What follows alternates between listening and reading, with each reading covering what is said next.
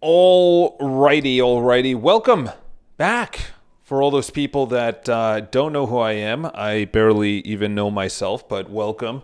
The one decision that changed my whole life. Charles, get into this. It's story time, and you, my friend, are the person that's going to be telling it. Well, it's been a while, so hello. I would start by saying something large has happened in my life, which was we'll start from the beginning of the story from my point of view, the entire story, and the entire story is actually not that long, but it's enough to fill at least 2 minutes. 2014 rolls around. I join Match.com on the internet.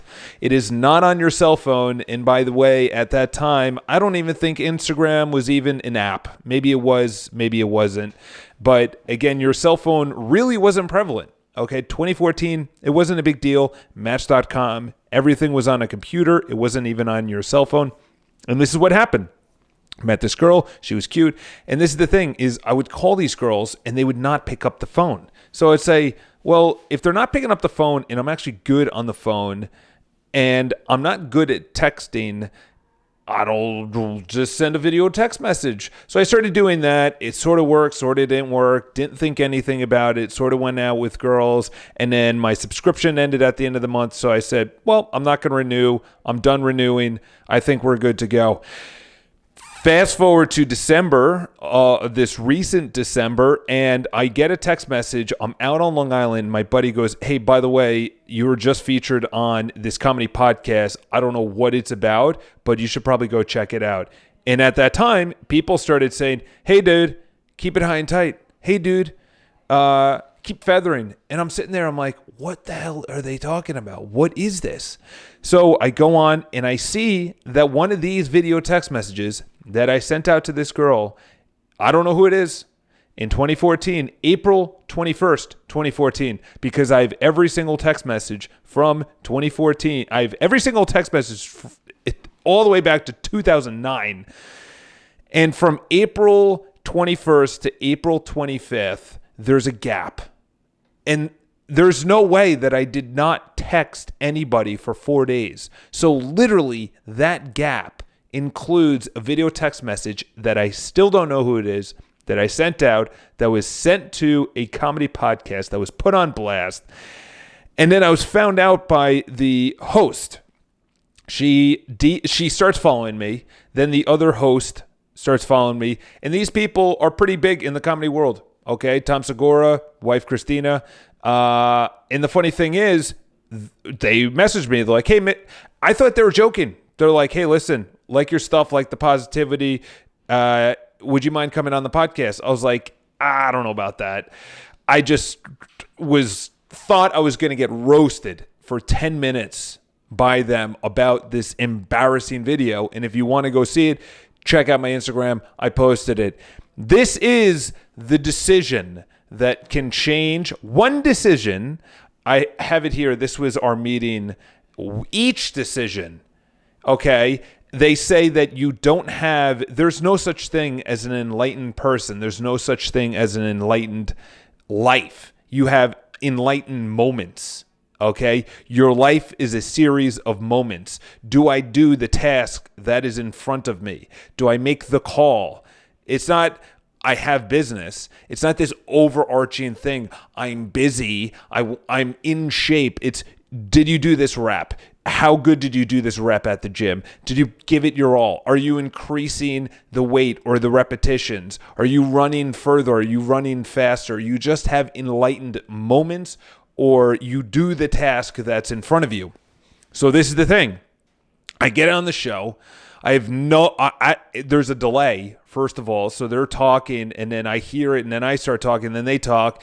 So there's about a 3 to 4 second delay because it's through Skype and they're on the West Coast. So I don't know how Skype works. I'm assuming it goes up to a satellite and then comes down here, but there's a 3 to 4 second delay. The call ends and I'm like, I don't think that went well. I was like, I don't think that call could have went a lot better than it did.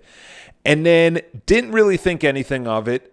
Didn't hear anything for about 2 weeks. And I said, I guess they scrapped it. It wasn't really that good of a segment. And then out of nowhere, go on Instagram and it says 59 new people, 60 new comments, 150 new likes. And I'm like, all right, some bot is attacking me right now. So I was like, I got to either change my password or whatever. And then I started reading the comments and I said, holy shit. I'm like, this thing just launched. I go on there and it's at about 6,000 views. And I already have 60 new followers. And I'm like, what the fuck? I'm like, this is not good. I'm like, this can go one of two ways. I'm like, the last one had 250,000 views. I have hundreds of thousands of more views. And this is the conclusion I came to, is that everything came down to this moment. I'm not saying that my whole life is totally different. It is, in the fact that when you get put on blast and you have a loyal following like they do, and you get an additional 10,000 people following you literally overnight, things start happening. They start going through every one of your photos. You start receiving hundreds. I probably now have thousands of DMs, and it's mental. It really is mental. On Garth Brooks, a guy that has 1.5 million followers, their top comments lately have been one of my comments, another comment talking about me, and then one before that about lilies at 8 p.m. I'm telling you right now, this could have went south really fast for multitude of reasons. Number one is it's gotten south, or it's went south for other people. So there's cases in point. Number two is I'm easy to find. I'm easy to make fun of. I'm just an easy target.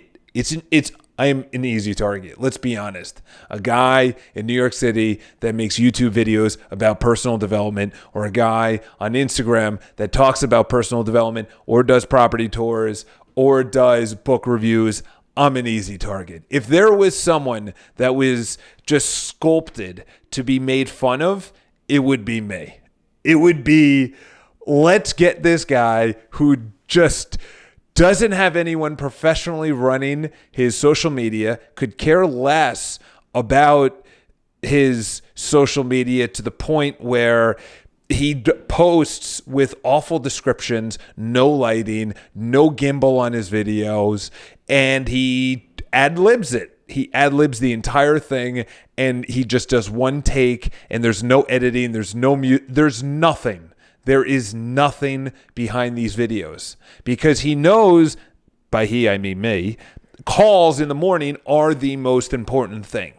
That's the most important thing, okay? It is not my Instagram, because I don't get any business from that. It's really, now it's crazy because there's 11,000 people on there, and it's not bought. They're actually, I'm assuming they're real people because they followed me and I had nothing to do with it. But one thing that I was thinking about during this whole time is that they always say preparation or opportunity and preparation, okay? You have an opportunity, and my preparation was that in the past, I could have taken so many different angles, because the DMs that are coming through, ironically enough, I would say almost 1/4 or about 20%. So that means almost 300 to 500 of them, probably 500 of them, include the word inspiration. Okay? That's crazy. Charles, you're an inspiration. I was like, I made fun of myself. There was literally nothing special behind this. But it was the mere fact that I got put out there with an embarrassing video that was a private embarrassing video a while ago, a selfie video asking a girl out on a date, gets put on this really popular comedy podcast seen by hundreds of thousands. I think this actual video was seen by 450,000 people, and then that segment was on another YouTube channel that was seen by another 100,000 people, and that's not even including the podcast. So this was probably heard or listened to by a million people. A million people. And I'm still getting follows now. I'm breaking it down to the fact of it feels great that it went well. And I'm trying to break it down and say, what in the future is going to happen where I say, hey, dude, this is in front of you. You got to be able to. I could have almost not went on the second time when Christina said, hey, dude, love you. And I go, love you, Christina. And she goes, can you actually come on the show? And I'm thinking, why would I go on the show? I'm just going to get roasted by two comedians. I'm not a comedian. I'm not funny. It's going to be embarrassing. It's just going to be worse. And then the guy that I work with, Eric, goes, dude, for 10 minutes, if anything, it's just going to be really funny of you making an ass of yourself. I said, all right, fuck it. Go on it. And for it to go well, because I hung up the phone. I'm like, that went terrible. That did not go the way it's planned. I rewatch it and I say, you know what? I actually was laughing. I did not know that in the moment. And what I actually took out of it is that was actually an opportunity. And I wasn't even looking at it as an opportunity. I was looking at it as, I'm embarrassed. I don't want this to go more public. I don't want my clients to know. I don't want my friends to know. I don't want my family to know. And it was an opportunity, but the preparation was all of the years. I'll actually go back to what I was talking about before. It was all the years leading up to this. But I actually took a screenshot of a DM, and the guy said, how do you stay positive? Or, I don't know if they use the word inspiration. I don't know how the word inspiration. I'm like, dude, there's some more inspiring people out there than me. I'm not really that inspiring. But what I actually took out of it was it literally is a decade in the making. It is a decade in the making. It started at 23, 24 when I thought my entire life was dictated to me and that I had no control over it. I thought that I was destined to just be this unsuccessful person, that my college career, my high school career in academics was just the path that I was chosen. I was predetermined by fate, by God, by the universe, by myself, by anything, whatever. I was just going to go down this path and live unsuccessfully. And it has literally taken me 10 years and I am still hardcore working on getting me out of the way. I was actually thinking about it on the bike yesterday. I was training yesterday, which my training for triathlons has been absolutely terrible. So bad that I'm probably not even going to go to my race in Texas on April 5th. And that's something saying to myself. I had the worst training session on Sunday afternoon. It was the first time that I quit. It was the lowest. It was the lowest of my training in a year and a quarter. A year and a quarter was on Sunday. It was I quit. The wattage was too high. I stopped and then put the wattage almost 10% lower. It was probably about 10% lower, and I stopped after 10 minutes. I left 2 hours on the table, and I texted my coach, and I posted on the platform that we share together that shows my workouts, my heart rate. It's just like this complex system about everything. And I just said that was the lowest of my low. That was the lowest I've ever felt in training by far. I was drenched in sweat. I grabbed and I was like, I stink. And I'm like, I'm not going in the shower right now. I am grabbing a pen. I'm grabbing a piece of paper, and I'm fucking journaling right now. And how I feel right now is getting out of my head and onto a piece of paper to understand how I actually ended up this way, that I quit. It was the first time I quit. I've stopped running and continued running. I've stopped biking and continued biking, but I've never stopped biking and stopped biking. Okay, that has never happened to me. I've never stopped swimming. I've never stopped running. If I stopped swimming, I would drown. but I've never stopped swimming in the pool or out, on the course. I've never quit even when racing. I've always continued pedaling. It might have been slower. I've never stopped running. There was a time that I walked or jogged slower. That was like a speed walk up a hill, but I never stopped. And after a year, you should be doing much better.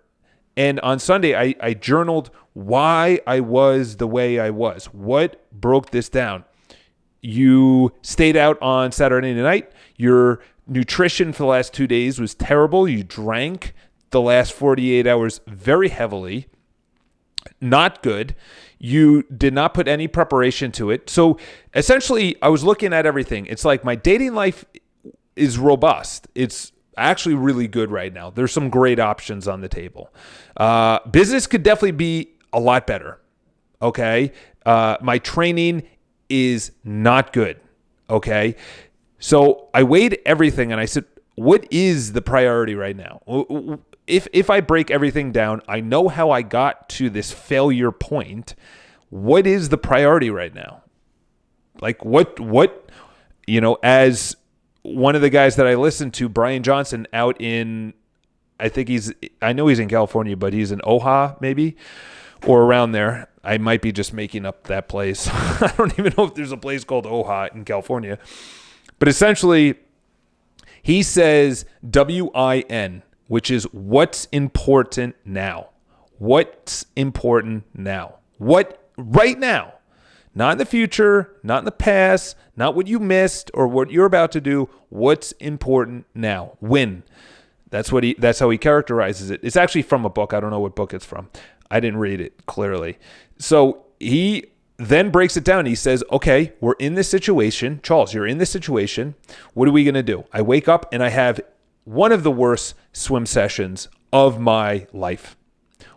In the last, probably one of the worst, if not the worst swim session since when I began a year ago. And I literally walked out of the pool. It was 68 degrees. The heater was broken. It was freezing. There was no one in there. I was the only mental patient in the fucking water. And I walk out of the pool. I'm shivering. And I go, it wasn't that cold. But I was definitely cold because you walk out of 68 degree. I think that the normal is like 81, 82. So it's significantly colder, 14, 13 degrees. I walk out and I go, you just quit yesterday on the bike. You just had one of the worst swim sessions that you've ever had. Your mind fucks with you. Your mind literally just starts going into, you're never going to complete Texas. You might not even complete the swim in Texas. And then it just starts stacking on top of that. It starts saying your business could be better. Your health is terrible right now. Your cardio is brutal. What is going on with your nutrition? And it just starts, it's like a receipt that you get at a club after you've been there for 27 hours and it's just being like, it's just, whoa, just whoa. And you're sitting there and you're saying, holy shit, brain, shut up. That's the difference right there, is that if I was 23, I would have said immediately, this is how it is. This is how it is. And accept that I cannot change. Now I say, what do I need to change? Probably one of the biggest monumental things I can ever talk about. The guy, Eric, comes in yesterday. He doesn't feel well at all. I go, okay, let's break this down. Last night, how'd you feel? He goes, pretty bad. Okay, great. Night before, how'd you feel? Pretty bad. Okay, great. Saturday night, he goes, all right. I go, okay, we're getting closer to the cause. What about Friday night? He said, fine. I said, okay. What'd you do Friday night? He said, I went to bed early. I said, okay. What'd you do when you woke up Saturday? And we literally pinpoint that it was what he was thinking about coming, the listings we have coming, the deals he has pending, and the clients he's currently working with. So it has nothing to do, he doesn't drink, so it's not alcohol. His sleep has been pretty good, according to him, and I believe him. His nutrition has been about an 8.5, so that's good. And then his exercise could have been better. So really, it was exercise in his thoughts. I said, and we had an all-day prospecting session. All day. We were supposed to be prospecting all day. It's 9:30 a.m. 9:30 a.m. We are supposed to be going till 4:30 p.m. And this guy is telling me this. So I said, Eric, we're ending this session right now. You need to go to the roof and jump off. No, I'm kidding. You need to go to the roof and journal. You need to do what I did. And I talked about what I just said here, which was Sunday was my worst day in training.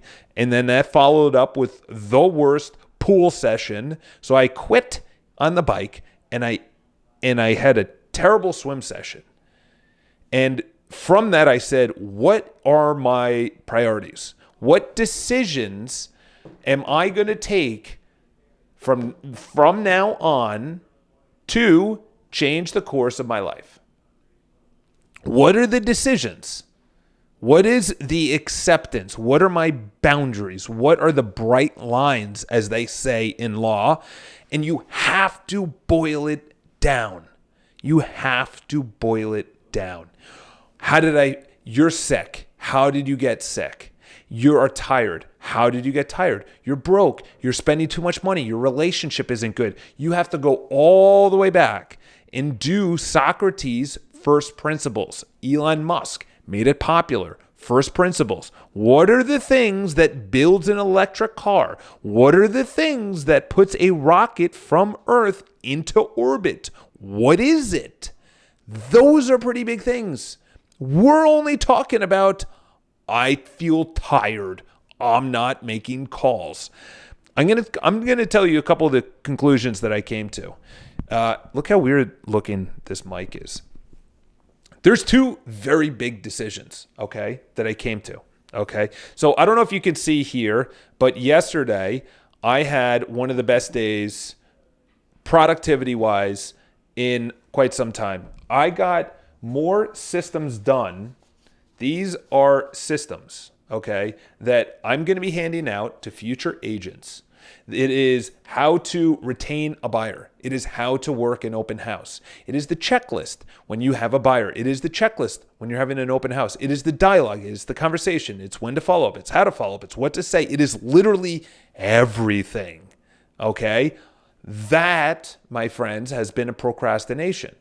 So I left work yesterday. I'll just read it. I said, yesterday was the most complete day of my year. So every single morning, I have an affirmation that says, stack complete days. I actually say thank you. So it says, thank you for $250 million of business, which is in real estate. That means selling $250 million of business. Thank you for stacking complete days. Thank you for being the leader or being the person that leads. In other words, I'm the example. So in other words, I'm saying I already have this, okay? So I get used to it. So I have the most complete day, okay? And this is the most important thing.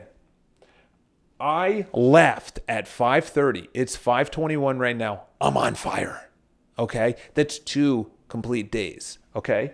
This is the reason. I don't know if you could see that. You probably can't. But it says no phone. No phone. No phone. That is, I wrote down, I don't have it here. I have it on my computer.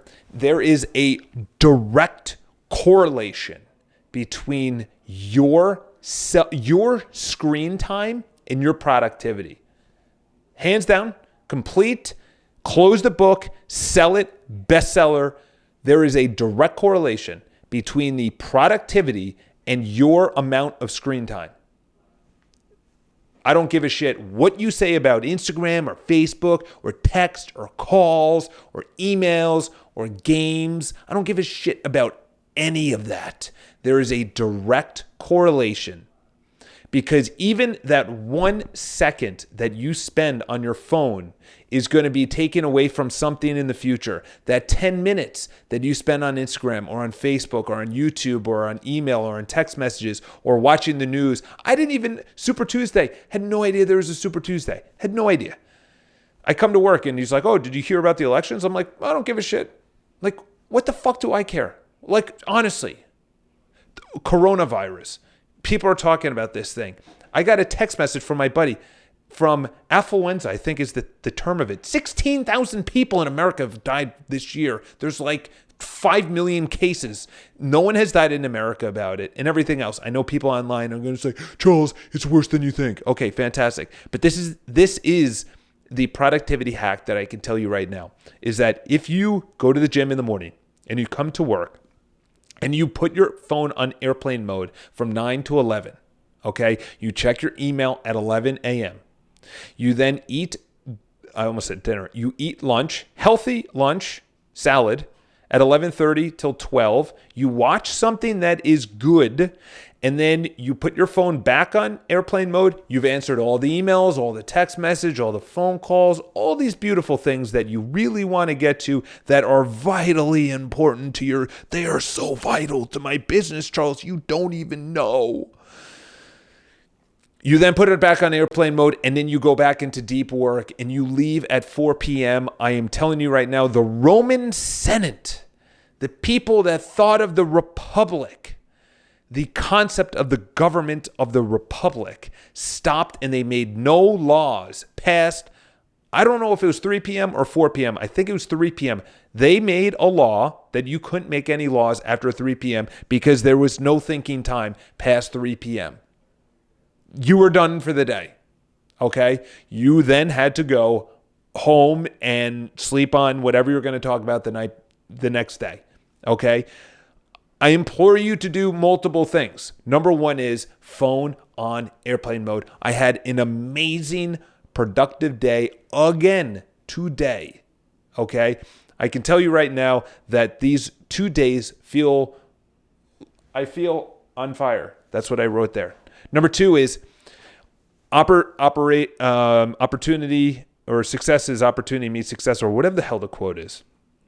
Preparation is not an overarching, I've read all these books, I am seriously excited about going to work today, or I have all these ideas, or I'm launching this. It is about enlightened moments. It is what task do I have to do right now? The best example I can give is when I'm running and I am an hour into my run. I'm 9.5 miles in, almost 10 miles in, and I'm probably about 9 miles in, and I'm running about 10 miles. I have to run about 10 or 11 miles on Sunday. And I don't feel like running anymore. All I'm thinking is one step. I swear to God, I just think one step at a time. One step. That's it. If I have to write 10 notes to a buyer, one to a seller, one to a client, one thanking for a presentation, one thank you for a referral, writing 10 notes sucks.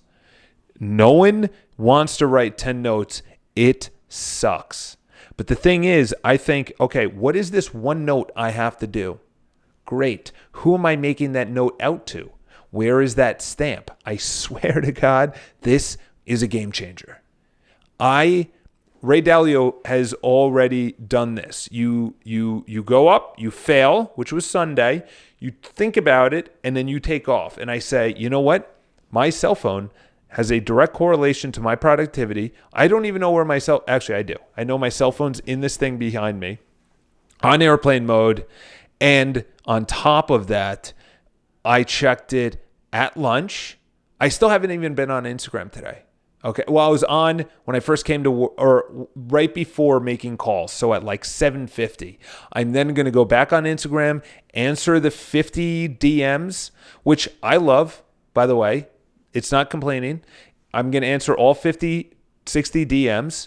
I'm going to maybe interact with some people, call my mom, eat some food, and go back to bed, and then fucking stack another complete day, because there is nothing worse. You are doing a complete disservice to all the people that follow you, whether that's on social media, Instagram, Facebook, all of your friends, all of your family, all the people that you're in a relationship, your boss, the people that are under you, your colleagues, your clients, every person, if you pay attention to online more than work in person. That is a disservice. You have no fiduciary responsibility to claim that you are busy or that you are hustling if you are spending more time on your phone than you are in real life. I want to be known as David Goggins, who kicks life's ass and happens to be online and happens to have an Instagram account that happens to hang out with Dan Bilzerian. I don't want to be that guy that's talking about all these quotes and hustling and building my following. And in real life, I'm a piece of shit. I'm not going to the gym. I'm not making sales calls. I don't have the business or the body or the relationship that I want. I made the priority that, you know what? This is my boundaries. I actually have a document called Boundaries. Okay? If you want, fine, audience. I will bring it up right now. And if you want to click off, you can. But these are the exact boundaries that I thought of that affect my life. They don't have to be your life, okay? I don't pay attention to politics. I don't pay attention to sports. I don't game. I game like girls, but I don't game like online gaming or video games or anything like that. So that's not on there. It's going to be different for you, but this is what it is for me, okay? So, number one, improvement, Fridays. This is actually vital, okay? Fridays. My Fridays, if I have a shitty Friday, I have an entire brutal weekend. My weekends suck really bad, really bad. If I overdrink, if I overeat, if I don't overeat, but if I eat like crap or anything else, my Fridays are terrible, okay? So my improvement, I'm looking at the document, Fridays. It sets the entire weekend. Improvement, afternoons. Need to have deep work sessions. I literally have it. Well, I can't bring my computer around. Morning, read my goals with emotion. I have not been doing that. Training, make 95 out of 100 workouts. That needs improvement. Breakfast and lunch. Only positive videos by Brian Johnson. So Brian Johnson has optimized.me. Highly recommend you check him out. The guy has changed he's transformed my life by far out of any other person by far. Tony Robbins, Brian Tracy, anyone. Brian Johnson is the real deal. And I'm only going to watch his stuff. I'm not going to go on my phone during lunch. None of that. Coffee, weekends only. That, my friends, has been good because I buy a large on Sunday, large cold brew, and that lasts all the way until Friday. At one time, I want to eliminate it. Work, make 65 contacts daily. I've been very good with that because I've made 81. I made 81 today. Yesterday was bad because obviously a little bit work breakdown with our boy Eric. Ask for business on the appointments. Have not been good at that. Afternoon, phone on airplane mode, stack complete days. Again, those are the two, yesterday and today, have been the best days because I put my phone on airplane mode. I put it in here, which is a calling thing. You go in there and you can make some calls, and it's really good. By the way, this startup who did this, they're going to be very close to billionaires. This is the future. No one's going to build out. It's portable. No one's going to build out a call area. I can stick 10 of these side by side and stick agents in there and they make their fucking calls. Evening could be better. Evening, phone. Actively leave it at work. I left it at work yesterday. I don't know. Maybe I call my mom tomorrow. I have a date tomorrow. Maybe I'll call her. You know what? I'll call her tomorrow. I know she's not going to like that. I'm sorry, Mom. But I have to leave it at work. I cannot bring it home. When at home, it's never at bed, near my bed. So if I bring it home because I have an appointment or something, it's never near my bed. No dating apps on my phone. That I have not been good at. No social apps. That I've not been good at the last week. Before that, I've been really good.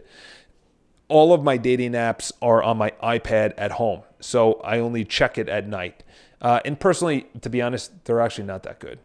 I'm just not really jiving with the girls on there. It's just not. I'd rather meet them in person. Just get rejected in person. iPad for 15 minutes. No YouTube. Reading.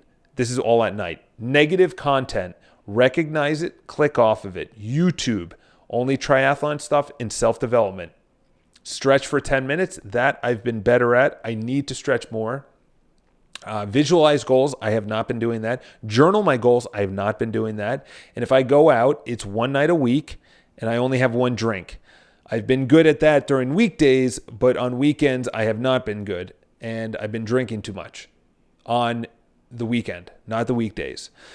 Other than that, laugh, approach girls, drink and eat better at family parties. So those are my boundaries. You now know my whole life. You know what's working for me, what's not working for me, what I'm thinking about to make my life better. That's essentially what it is. They call it spiraling up. You fail, you learn from it, and then you spiral up. So I highly recommend you copy what I just said and you do your boundaries. You break down your day. In the morning, why am I not getting out of bed? My phone is near my bed. My phone is my alarm. So if my phone is home, it's nowhere near my bed. I get out of bed. I say, Alexa, lights on. The lights are on. It's 4 o'clock in the morning. I'm not going to go back to bed because I finally trained myself not to go back to bed. But the problem was I would then go on my phone. So I'm like, I got to make a boundary. No social apps, no dating apps, only on the iPad. Okay. So I don't know if this actually helped you at all today, but I'm going to tell you right now that there will be another situation like this in the future that I'm going to need to take advantage of. You know, it could be from self-development. It could be from business. It could be a dating thing. But in each moment, you have the decision, which will then compound. You know, I said it on the screenshot I took of the message I sent this guy.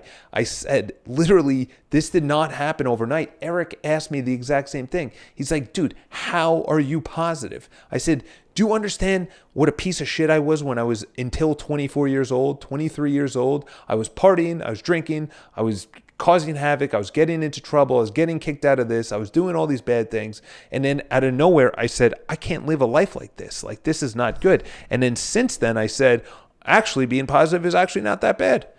And then I started thinking, actually, positive is really good. It's kind of working out for me. And then I started noticing people that were older than me. I started seeing their health deteriorating. They were losing their hair. They were getting fatter. Their relationships weren't good with their spouse. They're having no sex with their spouse.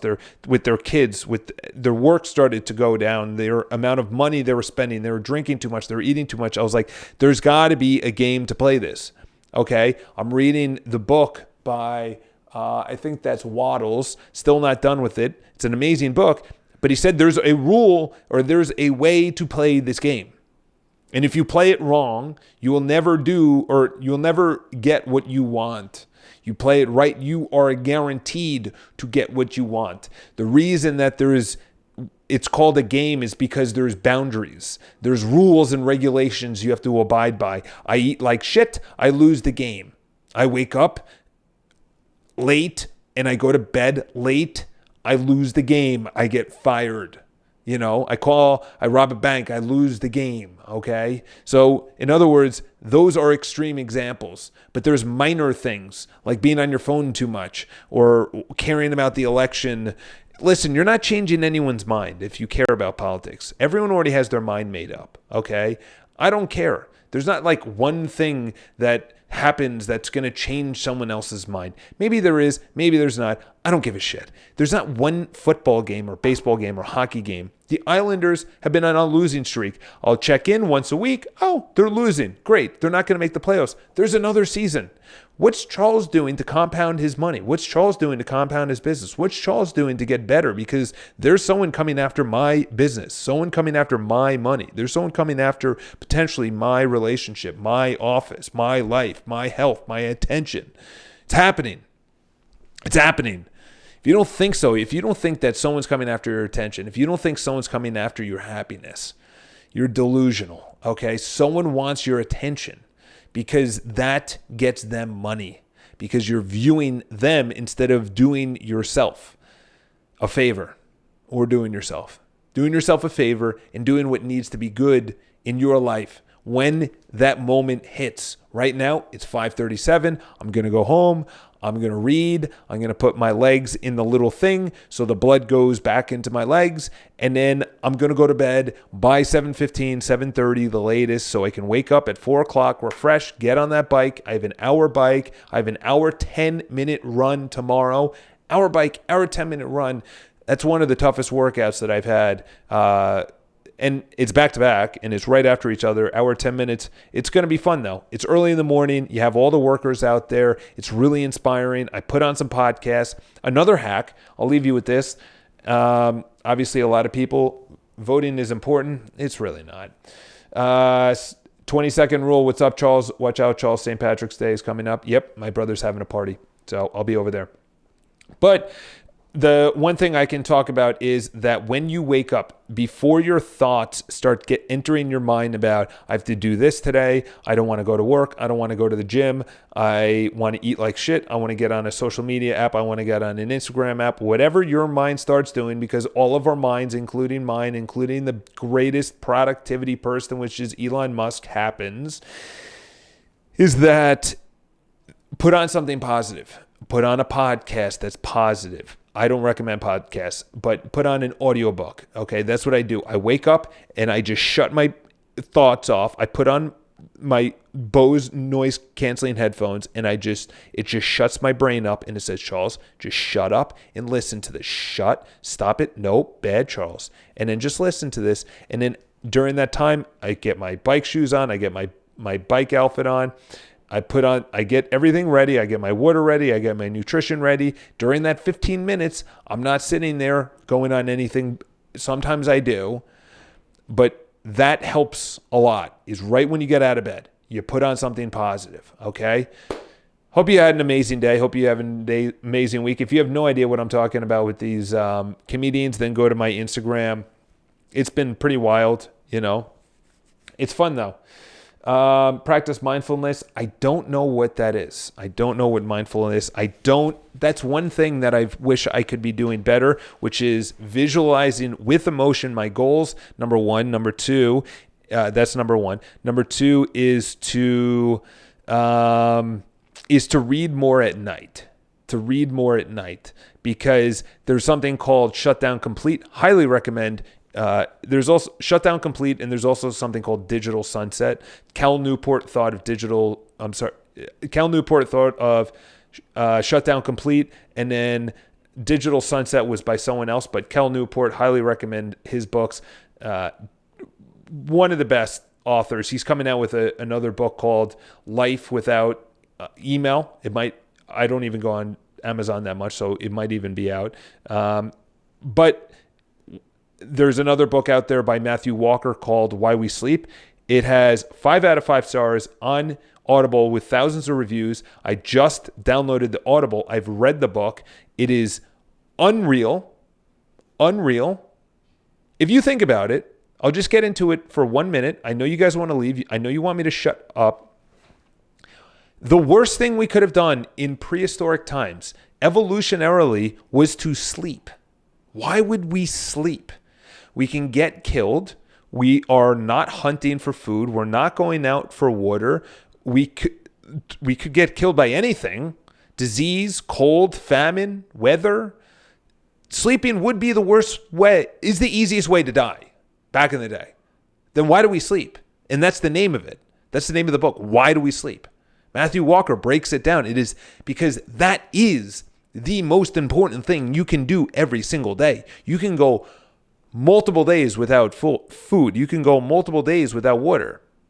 Barely 4 days, 5 days. Like, you could go just as long without water as you can without sleep. That's pretty important. Food, your body starts eating itself, okay? So in the book, he talks about that an hour before you go to bed, you need to shut off anything electronic, any blue light stimulation, iPad, TV, computer device, iPad, laptop, anything that emits light, okay? I have Alexa light bulbs, I have Philips light bulbs that have an orange hue to it. They're called hue lighting, and it's all orange. And an hour before I go to bed, I turn it on, and then 15 minutes before I go to bed, which is right when I stretch, I have a very dim option, which is red. It's all red, my apartment, so my eyes get used to it. It starts releasing the, I forgot what it's called, not adenosine, I forgot what it's called, but it's the sleep hormone. And essentially what he says is that if you have blue light stimulation, hour before you go to bed, it will take longer to get into deep sleep, and you will not remain as long in deep sleep. So you are literally fucking yourself.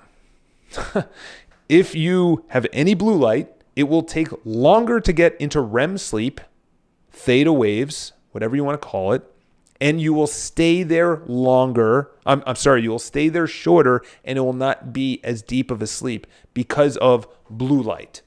Highly recommend. It's called digital sunset. You sunset your digital products, or it's shutdown complete, where you shut everything down, whatever you want to call it, whatever term you want to call it. It's an hour before you go to bed. Anyway, have an amazing day.